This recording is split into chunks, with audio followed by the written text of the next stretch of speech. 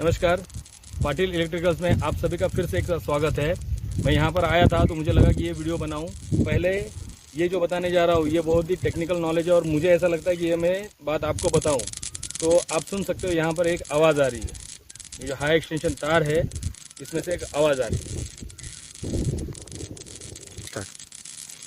आपने इस प्लेट पे देखा होगा कि 4 लाख वोल्ट है, तो ये 4 लाख वोल्ट है, ये हाई एक्सटेंशन तार है। इसमें से ये जो बिजली का प्रवाह ये गुजर रहा है।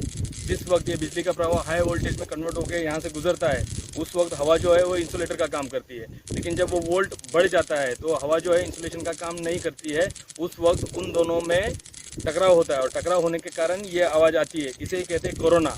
ये वो वाला कोरोना नहीं है, ये इलेक्ट्रिक कोरोना है। ठीक है, तो यहाँ से बारिश के वक्त गुजर रहे होगे, आपका मोबाइल होगा, कोई भी चीज़ होगी तो यहाँ से सावधानी से गुजरिए। इसके नीचे जानवर, इंसान या कोई भी बारिश के दिनों में इन दिनों में खड़े ना रहे क्योंकि ये यहाँ से बाधित है।